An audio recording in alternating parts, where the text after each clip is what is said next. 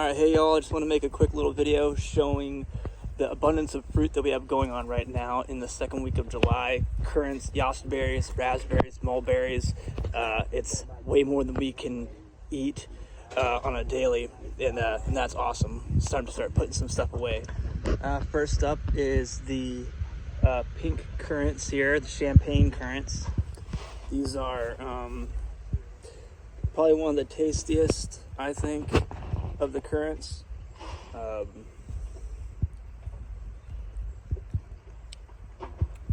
They all taste a little bit different. The pink, red, white, black. The black the most different, I would say. Next up we have the red currants. I don't know the variety of these, but I've been calling these big red currant because these are the largest of the currants that I have ever seen. And I've seen a lot of varieties of currants now, but between all the varieties, this one seems to have the largest the largest fruit.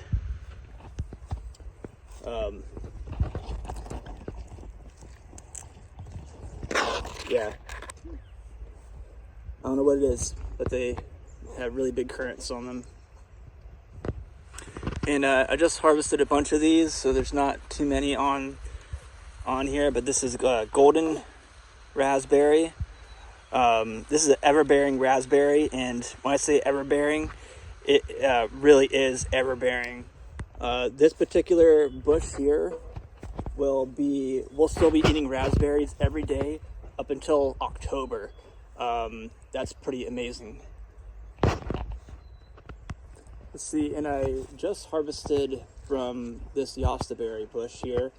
And the yostaberries are a currant gooseberry hybrid.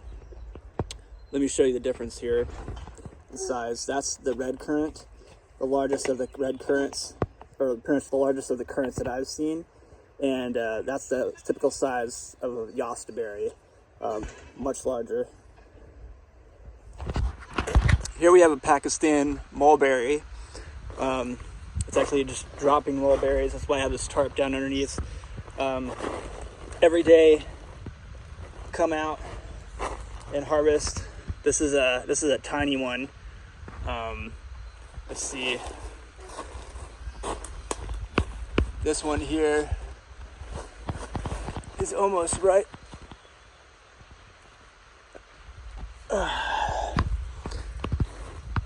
Yeah.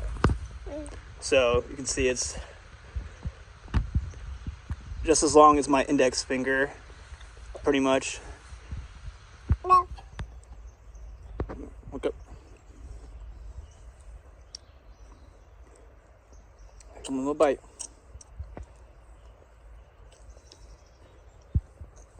Okay. Yeah, so we're getting some mulberries just about every day. When it looks like there's a lot of them ripe at the same time, we'll come down, we'll give the branches a little shake and collect them. This is one tree. It's hard to say how many mulberries we've been getting, especially since I haven't really been managing it properly.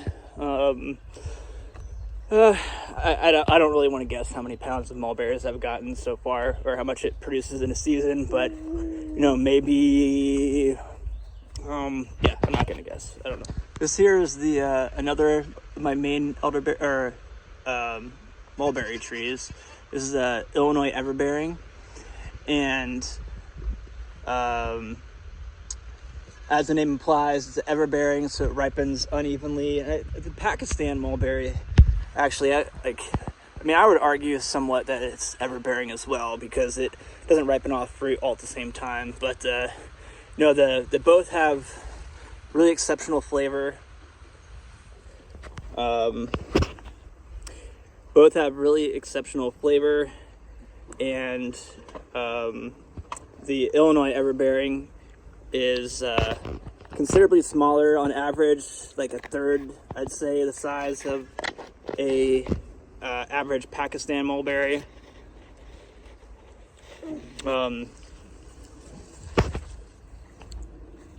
But both totally worth having.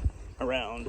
But yeah, I want to take a second while we're walking around here to let you know that if you have been following the channel for quite some time, and if you're a fan of the kind of things I'm doing and content I'm putting out there, I just signed up for a new crowdfunding website. It's called Buy Me a Coffee or Buy Me a Beer.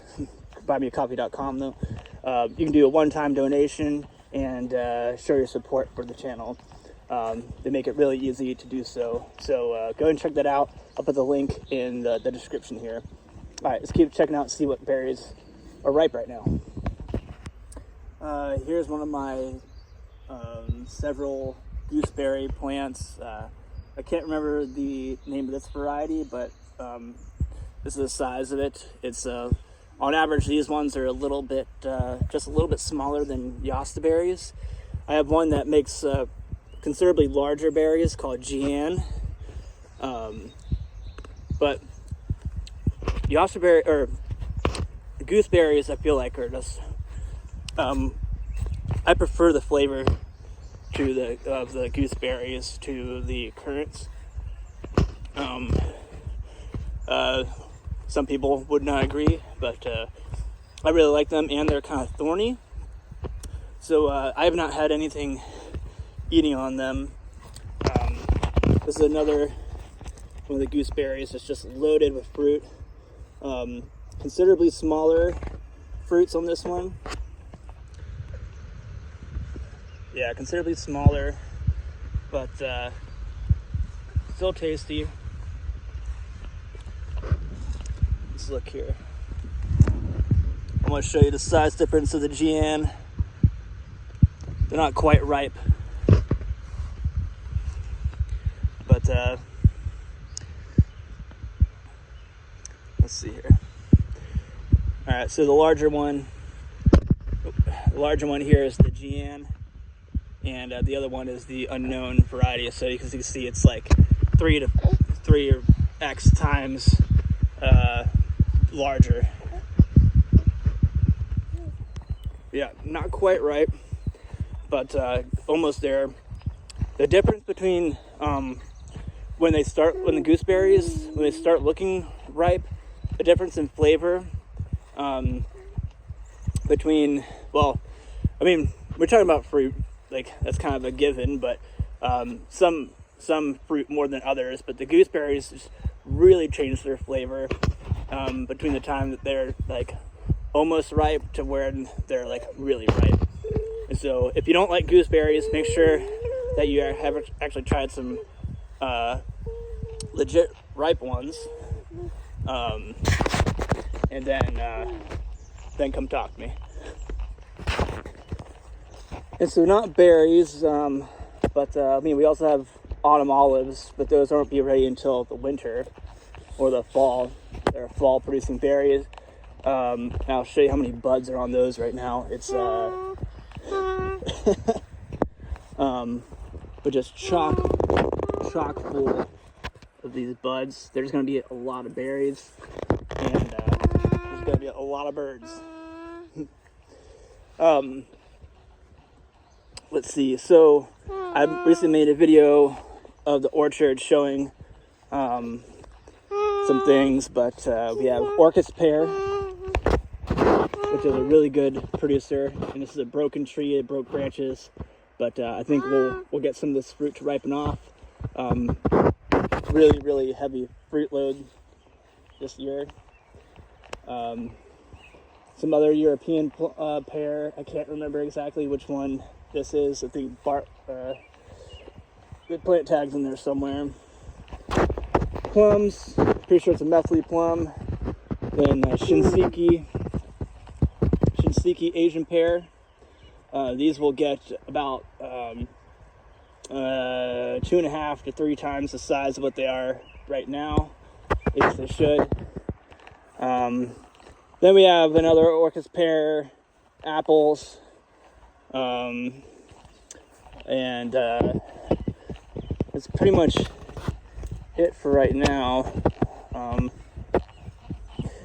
Yeah, so as far as fruit load goes, it's been been a pretty good year. I mean, our goal is always to be able to, if we can eat like a really nice handful or two of fresh fruit every day during the summer, then I think we have done our job. Oh yeah, how could I forget the blueberries?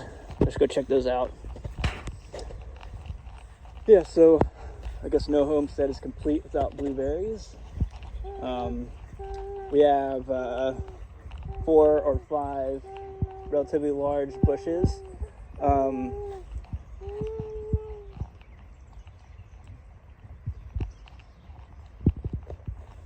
Yeah, they make really good blueberries. I don't know what variety these are,